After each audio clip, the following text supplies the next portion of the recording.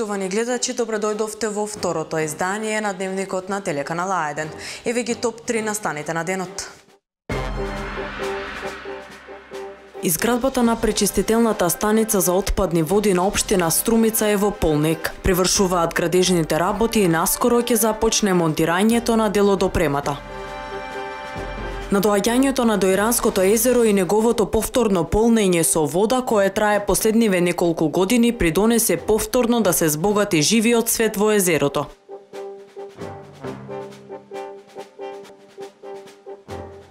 Температурите утре ќе се спуштат за дополнителни 2 до 3 степени во однос на денешните.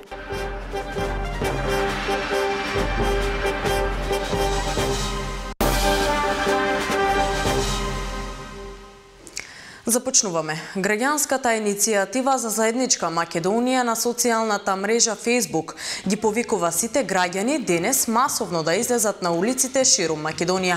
Од иницијативата велат дека петок е денот кога ќе го соопштат нивниот план. И југоистокот со протестен марш денес од 19 часот во Струмица, Гевгелија, Радовиш и Валандово. Нашата цел е стабилна, унитарна и просперитивна држава. Држава која чекори кон остварување на своите стратешки цели. Држава на среќни граѓани. Македонија да биде единствена, унитарна и суверена. Наша заедничка на сите граѓани. Европа се чуди каков е тоа народ. Таков е овој народ. Нека гледат по улиците ни сите градови во Република Македонија. Бидејќи да знаат дека овде живеат македонци. Не сме никој овој народ да го помножи со нула. Тоа е македонски народ. Живее во македонска држава. Го штити својот интерес, го штити своето национално чувство, својот јазик, култура. Тоа е исконско име, библиска земја. Прифаќаме албанско, не прифаќаме ништо, затоа што тие живеат во нашата држава така што од ништо не се опиени. Мислам дека ќе сватат зошто овој народ, па ако треба ќе продолжи многу денови, но ќе сватат дека треба да постои Македонија и да ми ја дадеме на македонците. Им порачавме. Излезете повторно на избори со тие ваши убави изготвени платформи од господинот Рама. Гледате му се смее Европа. Очигледајќи ја сака таа голема Албанија, ние не ја даваме и нема да ја дадеме. Една порака од овде пак ќе ви пратиме. Размислете трезено и застанете на страната на македонците да изградиме да убава татковина. 2005-та, она истата струга во која денес избра председавач, ја подарија на албанците. Им дозволија да се изберат градоначалник албанец и никогаш повеќе ние ќе не можеме да имаме градоначалник македонец. Тоа што денес имаат председавач на Совет, не значи дека се за соживот, туку само заради тоа што се спремни да продадат се она што остана од Македонија. Нема да им дозволиме. Се додека нашите срца чукаат, се додека македонците се свесни дека може да се изгубат Македонија, ние ќе бидеме на улиците и ќе им кажуваме не на нивните тирански платформи. Нека не се обидуваат на било кој начин надвор од собраниските процедури да се изберат председател. Имаат најави дека ги поддржуваат некои професори да се соберат во било која сала или во жена парк и да изберат председател. Повелете, повели Зоране, осмели се, излези во жена парк. Но таму ќе те пречекаат македонските патриоти и ќе ти кажеме како македонскиот народ ги бира своите представници. Народот заеднички да се одбрани од оваа модерна чума што се стреми да ја запати Република Македонија, еднаш за секогаш да си ја зачува државата и незината иднина. Господо шарени, во глобалниот свет се оди со исправено тело, со име, идентитет, јазик, вера, како што прилега на еден стар библиски народ. Почитувани, животот што го живееме е минлив. Материјалните добра, пари, имоти слично, се е минливо. Се поминува, Само Македонија е вечна. Господ да ја благослови Република Македонија. 52 дена граѓаните на Република Македонија се на браникот на татковината. 52 дена граѓаните велат не за тиранската платформа. Ќе издржиме уште многу повеќе за да одбраниме нашата татковина. И денеска едночасовен мирен протест пред специјалното јавно обвинителство за притисокот врз телевизија Нова преку политичкиот прогон врз неизиниот собственик Сејат Кочан. Зехир Рамчиловик изјави дека специјалното јавно обвинителство спроведува селективна правда. Ова што вие го кажувате од почеток па до денес во врска со протестите кои што ги правиме за поддршка на медиумот ТВ Нова, меѓутоа и како бошњаци, значи чисто цело време значи го потенцираме тоа дека се работи навистина за селективна правда. Но пак значи ние сме тука да пренесеме една порака и еве и случајот што не ја блокираме улицава, ние не сме тука нешто да блокираме, да отежнеме на било кој граѓанин, меѓутоа навистина мора да се пренесе пораката дека СЕО начинот на кој што работи функционира е многу тенденциозен и нечи инструмент дефинитивно кој што прави селективна правда, значи буквално со ова што се случува со медиумот ТВ Нова е директен притисок врз сите слободни медиуми и исто така притисок врз бошњачката заедница. Така да тука сме, бидејќи веруваме во институциите, процесот уште не е завршен, дека пак тоа истото го повторувам, правдата ќе си го најде местото, меѓутоа пак сакам да порачам и до македонската јавност дека СЕО мора да се на некој начин да се откаже од неговото непрофесионално работење и да си ги остави институциите да си ја работат својата работа. Собранието на Република Македонија денеска го одржува 16-то продолжение на конститутивната седница на која на дневен ред се формирање Комисијата за прашање на изборите и именувањата и како последна точка на седницата е избор на председател на парламентот. Во досегашниот тек од расправата главна тема е тиранската платформа и кој и зошто има корист од политичката криза во земјата. Пратениците од ВМРО ДПМН сметаат дека платформата е изборно подметната и бараат СДСМ да се откажат од неа и да се оди на нови избори на кои, како што велат, граѓаните ќе знаат за што гласаат. Од СДСМ пак сметаат дека со расправата не се почитува собранискиот деловник и дека пратениците од ВМРО ДПМН дискутираат за теми кои не се поврзани со точката на дневниот ред. Антонио Милошовски од ВМРО ДПМН во реплика рече дека односот на СДСМ кон граѓаните на Македонија е политика на тројански коњ, на која нудат плата од 30.000 денари, а внатре подметнуваат прогласување за геноциден народ. Затоа ваквата политика на СДСМ треба да се отфрли на избори и граѓаните да знаат за што гласаат, рече Милошовски. Лјупчо Николовски пак од СДСМ во процедуралната забелешка посочи на кршењето на Уставот и дека не се зборува за темата на точката на дневен ред, како и дека тоа се прави со цел блокада на исплатата на субвенциите на земјоделците. Седницата ќе продолжи по пауза од 1 час.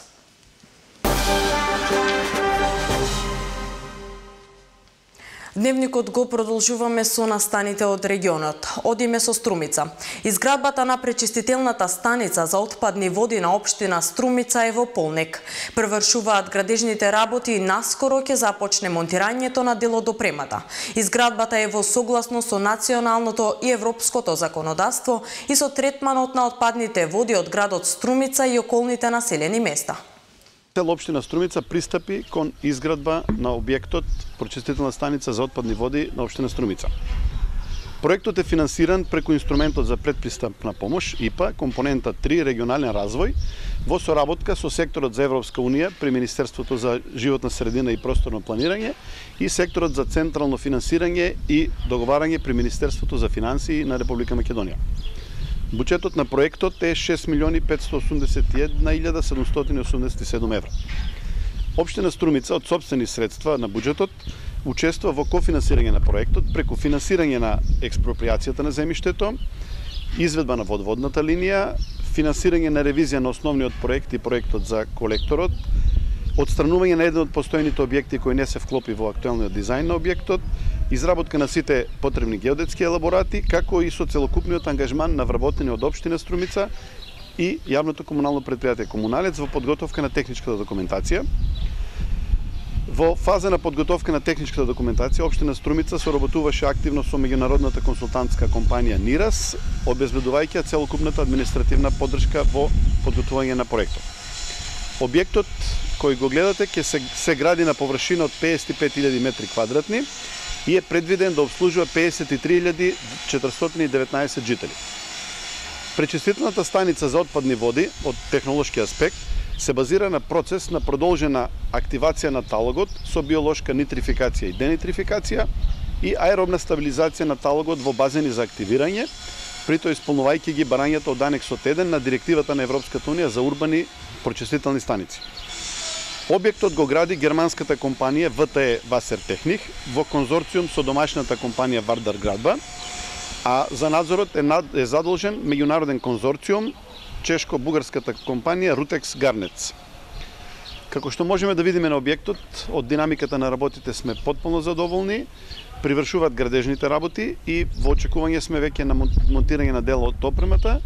Дел од допремата е веќе пристигнат, значи очекуваме веќе да започне фазата на монтажа и почитувајќи ги строгите ИПА правила, објектот треба да биде готов до 21 октомври 2017 година. Благодарение на сите хуманитарни акции организирани досега, но и хумани граѓани од цела држава кои се вклучија во нив. После 4 години Никола Новоселски од Струмичко Муртино ќе замине на лекување во соматични клетки во Русија. Веста дека за Никола конечно ќе заврши оваа голгота ја споделија неговите најблиски. 32 годишниот Никола Новоселски од селото Муртино, кој пред 4 години доживеа тешка сообраќајна несреќа, конечно ќе отпатува за Русија на лекување, во кое неговите најблиски имаат најголема надрж за негово целосно оздравување. Информацијата ја потврди неговата мајка Мара, а добрата вест со најблиските ја сподели на својот Facebook профил, каде кажа дека ги добиле визите за Русија и го чекаат денот да заминат на лекување. Денес ги добивме визите за Русија. Со Господ напред го чекаме денот да заминеме на лекување во Москва. Таму со пресадување на матични клетки во клиниката Неуровита, руските лекари му ветуваат подобрување на состојбата. Откако краткото лекување низ клиниките во Македонија беше неуспешно, Никола беше пуштен на домашно лекување во видно влошена здравствена состојба, пошто следуваше макотрпна секојдневна борба на неговите најблиски да му овозможат адекватна нега и лекување во домашни услови на свој трошок. Борбата трае веќе 4 години, но надежта за негово опоравување во Русија, кој чини 50.000 евра, кај неговите најблиски се уште е присутна. Во текот на овие години, освен отворените броеви за донација на сите мобилни оператори во земјава, се организира и повеќе хуманитарни акции, од кои две поголеми. Едната во 2016 година, кога на традиционалниот божикно хуманитарен концерт средствата беа наменети за негово лекување. Хуманитарната акција по повод великденските празници на стилистот Драган Гоцев, но во хуманитарните акции се вклучи и македонските друштва во Швајцарија. Денес сме овде да собереме донации за Никола Новоселски. Веќе сите се запознаени со случајот.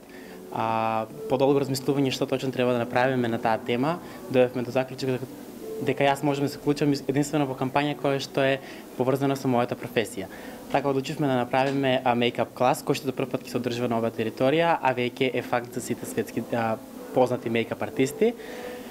Особено ми е драго што денес можам да помогнам на личности кои тоа не е потребно, на сите да се вклучуваат почесто во вакви ситуации, особено до личностите кои што се малку познати и кои делат од онаа група на луѓе, да апелирам до нив да поттикнуваат и да прават малку почесто вакви ситуации, затоа што навистина има луѓе кои што не се информирани за ситуациите кои што се случуваат во нашата околина и не е светот баш така розов како ние што го гледаме.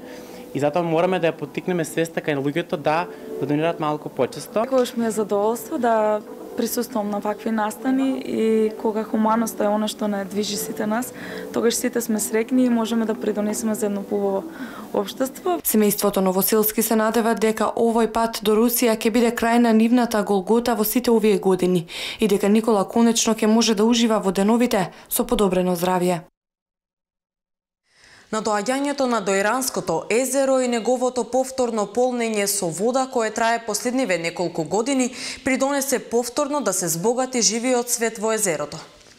Во рибниот фонд на Дојранското езеро повторно се враќаат видови на риби чиј број се намалил или рече се исчезнале по катастрофата на овој еколошки систем која му се случи кон крајот на 80-тите и почетокот на 90-тите години. Езерото важи за едно од најбогатите басини со риба во Европа, а надоаѓањето на езерското ниво во последните неколку години му го врати некогашниот сјај на Дојран, кој важеше за една од најразвиените туристички локации во земјава. Сомот што беше да наречам десеткован последните години, условите за размножување за мресање му се погодија и е зголемен, кажем, бројот на соме и верувам дека за некоја година ќе биде стварно атракција за ловење на сите, што се пицароше да кажем, или мираклесно да фатите. Времето што следи ќе покаже дека сите видови кои некогаш ги имало во ова богато со живот езеро повторно ќе се вратат, вели Талески. Сите видови на риба тек на време се добијат оној капацитет што го имале на езерото. И не само тоа, него голем дел од, да кажем, риби кленот. Име кленот Дојранско езеро, кој што беше веќе и загинат и тој. Линјакот, што и него долго време го немаше, се почна и тој се појавува. Така да сите одредени риби, видови на риби, верувам дека за едно, 2 или 3 години дека ќе се размножат и ќе биде стварено Дојранско езеро, оаза на рибите кој што било и пак ќе биде. Во екосистемот на Дојранското езеро најпознати видови риби се црвеноперка, крап, вардарски клен, писа, линиш, белвица, платиче, кркушка, мрена, сребрен караш, вардарска штипалка, сом, јагула, перкија, камињарче и ендемска дојранска штипалка. Пред да започне поинтензивна изградба на вештачки рибници, просечниот годишен улов на риби од ова езеро представувал 50% од вкупниот национален улов на риба во Македонија. 9-годишниот ученик од Радовиш, Филип Манасов, ја објави својата прва илустрирана книга за деца. Тој истакна дека е среќен што неговата желба се оствари, а за нејзиното објавување и промоцијата доби целосна поддршка од родителите, училиштето и неговите соученици. Магични места е насловот на илустрираната книга за деца која ја објави 9-годишниот Филип Манасов, ученик во основното училиште Крсте Петков Мисирков од Радовиш. Книгата содржи илустрации создадени од младиот автор. Како што истакна Филип, книгата успеал да ја заврши со помош на родителите и е наменета за неговите врсници. Содржи една приказна која не е многу долга и е наменета за деца. Не ми беше тешко, со помош на родителите, полесно ја завршив. Во неа има слики, една страна текст, една страна слики. Приказната раскажува за еден магичен остров на кој магионичарот Бирон со помош на мрачните сили господари со него. Младиот јунак Марион, кој исто така располага со магични моки, ќе успее да му се спротистави на Бирон и како и секоја детска бајка, така и оваа приказна завршува со среќен крај, вели Пепи Манасов, таткото на Филип. Приказната магични места, како и самиот наслов што кажува, за действието се одвива на еден магичен остров, каде што еден магионичар или волшебник со помош на мрачните сили го обседнува островот и ги тера луѓето да работат сите за него. Овде малиот јунак Марион, кој за време на таа окупација од лошиот не се наоѓа на островот, тој има исто така волшебни моќи да управува со камењата и со помош на тие моќи се спротивставува на лошиот лик на негативецот Бирон. Како што истакна директорката на училиштето Силвана Андонова, горди се што третооделенецот Филип напишал книга за деца и се надеваат дека и во иднина ќе продолжи да твори и ниже успеси. За прв пат како училиште навистина сме горди што еден наш мал ученик Филип Манасов успеа да напише една книга со помош на училиштето, како и со помош на неговите родители. Му ја исполнивме желбата неговата книга Магични места да стане реалност и да им го покажеме творештвото на овој млад писател на нашите ученици и се надеваме дека и понатаму ќе продолжи да твори, бидејќи ова е навистина една прекрасна детска книга. Ова е прва книга на младиот автор кој за нејзиното објавување доби целосна поддршка не само од родителите, туку и од училиштето. Тој истакна дека е среќен што добил можност да ја оствари неговата желба да објави своја книга. Викендот над селото Серменин во местноста Тајка, на 24 километри од Гевгелија, ќе се одржи првото параглайдинг истражување на планината Кожув од страна на клубот за спортско летање Пеликан Екстрем. Градоначалникот Иван Франгов, членовите на параглайдинг друштвото, ги покануваат сите заинтересирани и слободни граѓани да го посетат овој настан. Клубот за спортско летање и параглайдаристи Пеликан Екстрем од Гевгелија викендов ќе го одржи првото параглайдинг истражување на планината Кожув. Официјалното отворање на полетиштето е на село Серменин во местноста Тајка на 24 километри од градот. Веќе се направени првите тест летови кои укажуваат дека теренот дава надеж за врвен параглайдинг, па за таа цел се поканети и искусни параглайдаристи од Македонија и од светот.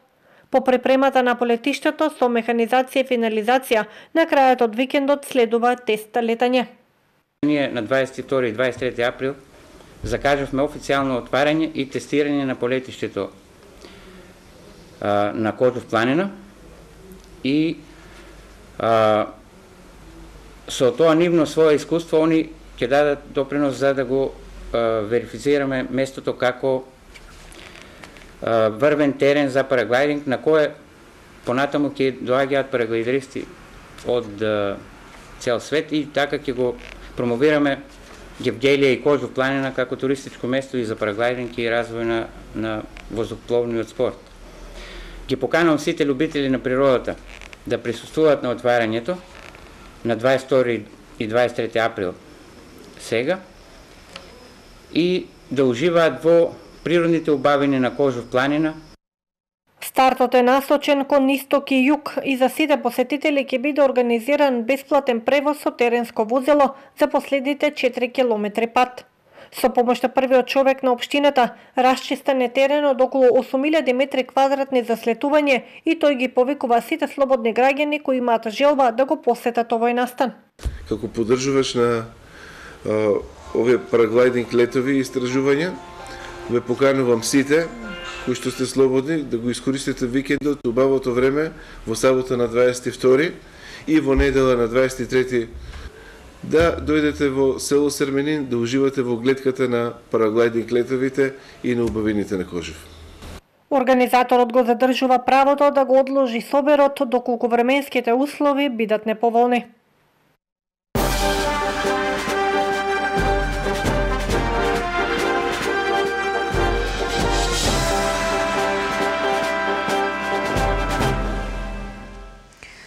Почитувани гледачи, вие го следите попладневното издание на Дневникот на телеканал А1, а во продолжение да ги проследиме настаните од светот. Извршителот на синокешниот напад на париската авенија Шанзелизе е идентификуван како 39 годишниот Карим Шеруфи, кој живеел во Ливри Гарган во Сен-Сан-Дени во парискиот регион, објави парискиот весник Ле Монт. Одговорноста за нападот официјално ја презеде групата Исламска држава. Француските медиуми тврдат дека Карим Шеруфиот претходно им бил познат на полициските служби како лице кое манифестирало насилство кон полицијата. Еден полицаец е убиен во вооружена пресметка во Париз, а двајца се повредени. Во нив пукало лице кое подоцна е ликвидирано.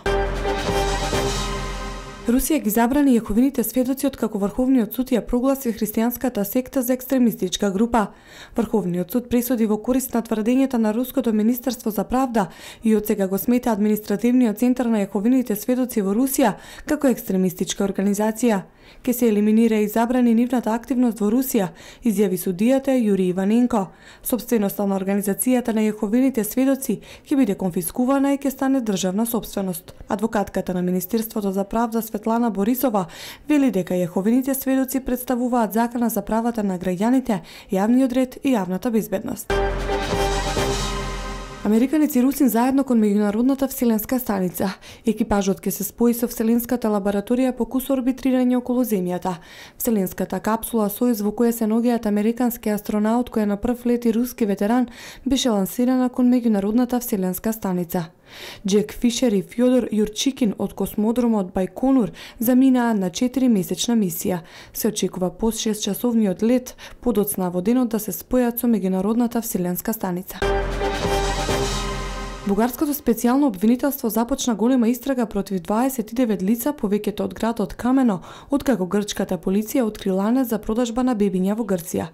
Од почетокот на годинава за криумчарење бебиња во Бугарија се осудени 2 лица, а од обвинителството вела дека ваквиот криминал е многу тешко да се докаже, а случаите се пријавуваат во полиција само ако жртвата на крајот не ги добие ветените пари.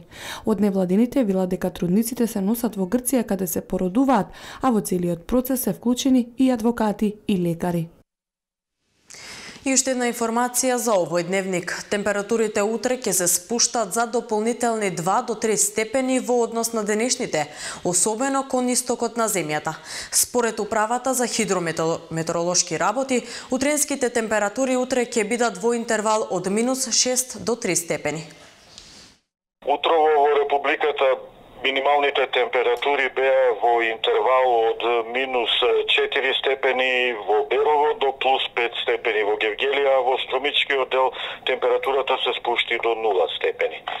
Ова студено време пред се должи на продор на многу студен воздух од големите географски ширини, од крајниот север на континентов и за жал ќе потрае неколку дена.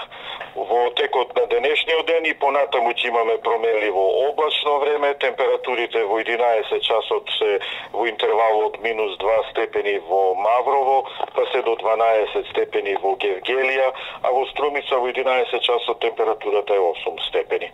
Денеска ќе дува повремено засилен северен ветер кој ќе се чувствува и во Струмичкиот дел, вдолж Повардарието и насекаде во источните делови претежно од земјата.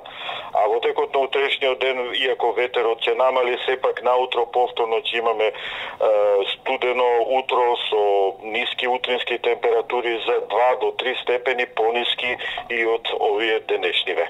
Во текот на денот пак ќе имаме повеќе сончеви периоди, а во вториот дел од денот ќе се намалува облачноста. Температурите утре дневни преку денот од 13 до 21 степен, а во Струмичкиот дел до 16 степени. Во текот на деновите потоа, повторно во недела и покрај тоа што ќе имаме мало покачување на утринските температури, ќе се врати од попладневните часови северниот ветер, но тој повеќе ќе се чувствува на северот од Републиката.